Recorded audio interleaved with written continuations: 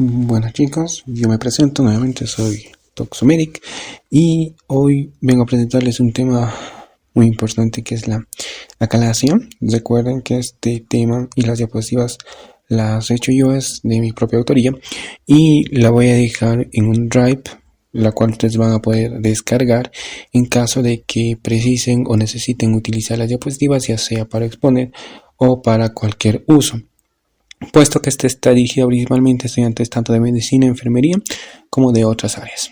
Bueno, la acalasia. Vamos a comenzar con esto. ¿Qué es la acalasia? La acalasia se define como un trastorno de la motilidad del cuerpo esofágico y del esfínter esofágico inferior. Entonces, es un trastorno motor primario que afecta la peristalsis a nivel del esófago distal y también va a estar asociado a un fallo de lo que es el esfínter esofágico inferior. Entonces se afecta a este nivel. Entonces, como les había mencionado, es una anomalía primaria de la motilidad esofágica, junto con el espasmo difuso y segmentario del esófago, el esófago en cascanueces, el esfínter esofágico hipertenso y alteraciones inespecíficas de la motilidad.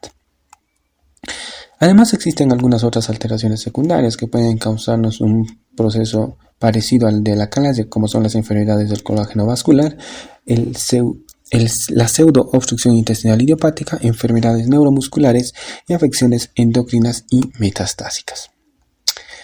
En cuanto a su incidencia, esta se presenta en 6 por cada 100.000 habitantes, aunque fuentes de la UpToDate nos dicen que esta puede ser de 1 por cada 100.000 habitantes. Lógicamente esto va a variar en base al lugar donde se encuentren, país o región. Estas 6 por cada 100.000 habitantes, bueno, está sacado en base a los datos del SWARS, que es un libro americano, ¿no? ¿Cuál es la etiología de la acalasia? Podríamos decir que la etiología se desconoce, ¿ya? Por eso es una acalasia primaria o también denominada idiopática. Pero en modelos experimentales, como en los animalitos, se ha logrado inducir un estado de acalasia, como se ha destruido el núcleo ambiguo y también el nervio vago, y así estos animalitos han desarrollado un cierto grado de acalasia, aumentando el tono del esfínter esofágico inferior. Es por eso que se dice, o presumiblemente, la acalasia surge a causa de una degeneración neurológica idiopática o también puede ser secundaria a una infección. Entonces, en base a esto, se ha observado en los pacientes que tenían acalasia cambios degenerativos en el nervio vago y en los ganglios del plexo mientérico de Auerbach. Entonces, en la histología, en base a todo esto, se ha visto que existe un infiltrado de lo que va a ser de células inflamatorias, principalmente los linfocitos y escasamente eosinófilos. Además, esta flechita nos está mostrando unas células ganglionares, ¿no?, que se van a ver reducidas. Entonces, ¿qué podemos decir nosotros? Como síntesis, en la histología vamos a observar una disminución del número de las neuronas, un aumento de los números o infiltrado linfocitario, que esto nos podría hacer pensar en que la acalasia podría estar desencadenada por un factor viral, y además se van a ver afectadas principalmente las neuronas inhibitorias, es decir, aquellas que liberen o secreten óxido nítrico. Entonces, recapitulando, existe una degeneración neurológica del esfínter esofágico inferior con una hipertensión de este esfínter, y esto va a causar una incapacidad de relajación durante la deglución. Esta incapacidad de relajación durante la deglución se debe a que existe una elevación de la presión intramural del esófago, que va a producir una dilatación del esófago y una pérdida progresiva de la peristalsis. Entonces, inicialmente es una alteración funcional, pero eventualmente sufre cambios anatómicos que vamos a poder evidenciarlo en los estudios radiográficos.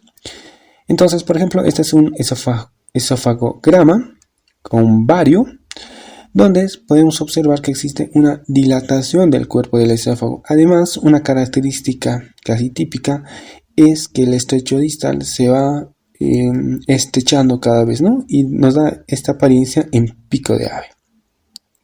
Entonces, lo que vamos a encontrar va a ser una dilatación, estrechamiento progresivo y niveles hidroaéreos. Y esos niveles hidroaéreos se deben principalmente a que la comida va a estar retenida junto con la saliva.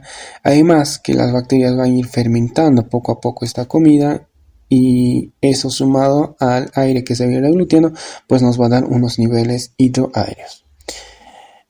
Y el nivel donde se encuentran esos niveles, pues nos dice el grado de afección. Mientras más alto sea este nivel hidroaéreo que encontremos, pues más crónica y más grave y avanzada está la enfermedad.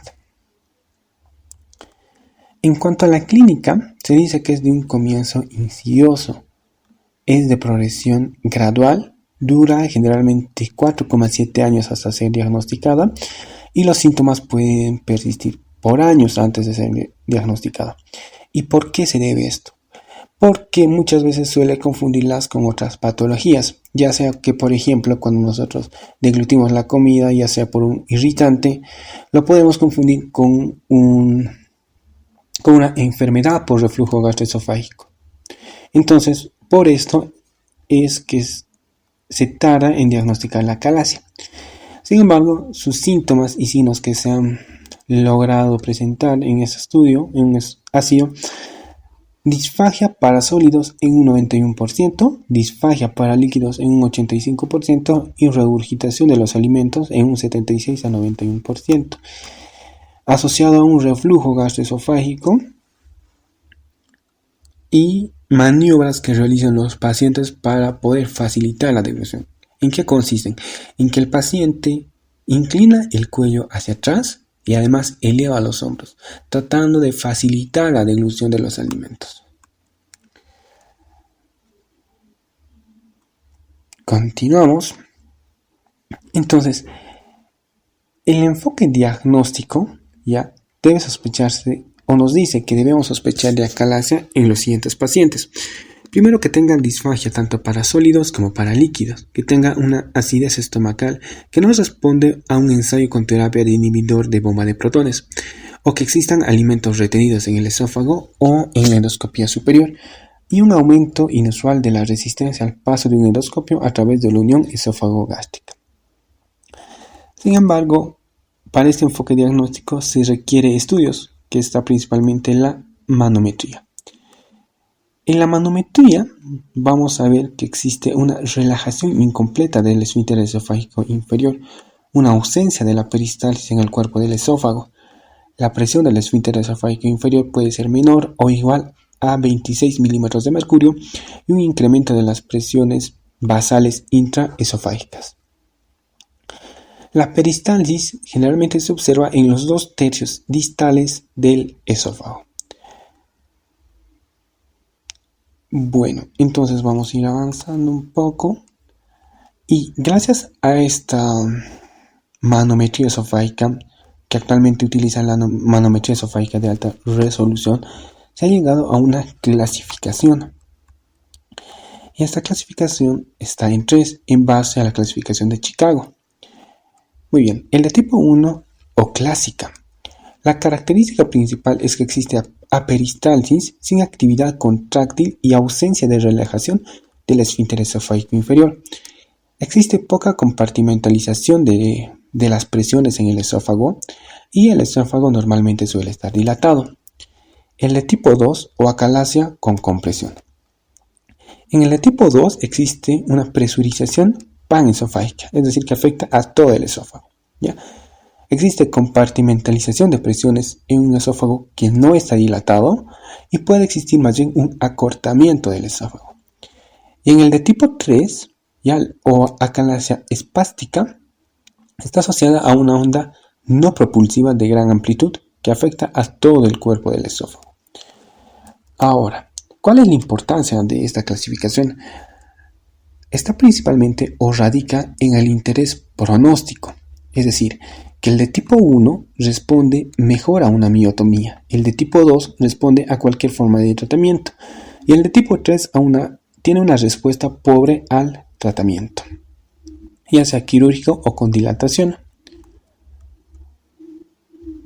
Entonces, existe todos estos estudios diagnósticos que nos pueden hacer diferenciar a una acalasia de todas estas patologías, ya sea del espasmo difuso del esófago, que muchas veces se confunde o es difícil de distinguir con la acalasia de tipo 3. ¿Cómo lo diferenciamos principalmente? En el espasmo difuso del esófago existen contracciones simultáneas, no son peristálticas. Además existen contracciones repetidas con trazos máximos múltiples, contracciones espontáneas. La peristalsis en el espasmo es normal. En la acalasia recordemos que está afectada la peristalsis. Y en el espasmo las contracciones podrían tener intensidad y duraciones mayores. También existen en el esófago en cascanueces, el esfínter esofágico inferior hipertenso, que se va a caracterizar principalmente por una presión elevada de este esfínter mayor a 26 milímetros de mercurio. Si recuerdan, en la acalasia les había mencionado que tiene que ser menor o igual a 26. Este sería el punto límite. En el esfínter esofágico hipertenso además existe una relajación normal del esfínter esofágico inferior y una peristalsis normal. Y alteraciones de la motilidad ineficaz del esófago, que se caracteriza por una disminución de la intensidad o ausencia de peristalsis esofágica menor de 30 milímetros de mercurio y un incremento del número de contracciones sin una transmisión. Muy bien, ahora el tratamiento, que este es muy importante. Primero podemos basarnos en un tratamiento farmacológico, como en las demás patologías, no nos vamos directo a lo quirúrgico. Pero ¿qué pasa? Que no hay ningún tipo ya de relajante muscular que sea específico a nivel del esfínter esofágico inferior. Se ha propuesto que pueden utilizar los antagonistas de los canales de calcio y los nitratos.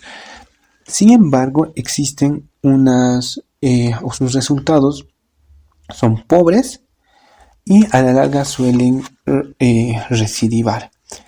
Entonces, uno de los tratamientos más usados, en este caso, aparte del farmacológico, ha sido la toxina botulínica. Bueno, la toxina botulínica, ¿cuál es su acción farmacológica? Todos sabemos ya que es una neurotoxina, es decir, que va a afectar a la neurona. Sabemos también que está producida por el Clostridium botulinum, ¿ya? Y cuya acción farmacológica es producir una parálisis muscular. ¿Por qué es debida esta parálisis? Recordemos que la acción paralítica es debida a la unión presináptica de las terminales neuronales colinérgicas y va a impedir la liberación de la acetilcolina. Entonces, de esta manera va a disminuir la presión en el esfínter esofágico inferior a niveles cercanos a los normales. Existen múltiples estudios donde se ha logrado evidenciar una mejoría del 93% de los pacientes en el primer mes y un 55% de los pacientes pasado los 12 meses. Además, para definir cuánto de toxina deberían infiltrarse, en un ensayo clínico se ha comparado un grupo. Bueno, en realidad dos grupos. Uno que han sido tratados con la toxina botulínica a 100 unidades con un mes de diferencia y otro grupo que ha sido tratado quirúrgicamente mediante la miotomía de Heller. Ahora, cada grupo contaba con 40 pacientes en los que no hubo mortalidad, pero los resultados después de 2 años de seguimiento fueron que el 66% de los pacientes con toxina botulínica ha recidivado. En cambio, un 13.5% de los de la intervención quirúrgica ha recidivado, es decir, que la intervención quirúrgica sigue siendo el tratamiento o gold estándar para la acalasia. Sin embargo, muchas veces, ya sea que el paciente sean ancianos o que tenga pluripatología y no podamos realizar un tratamiento quirúrgico, entonces podemos aplicar la toxina botulínica. Ahora vamos a ver el tratamiento endoscópico. Entonces, ¿cuál es el tratamiento o cuál es el objetivo? El objetivo de este tratamiento es la ruptura controlada de las fibras del esfínter esofágico inferior, que esto va a aliviar la obstrucción funcional del esófago distal y va a mejorar la sintomatología.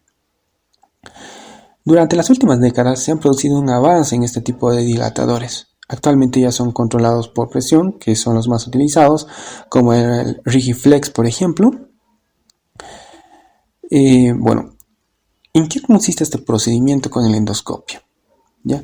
Está estandarizado, de hecho, y la técnica más eficaz hasta el momento consiste en una insuflación de 1 a 3 minutos con una presión controlada de 300 milímetros de mercurio, ¿ya?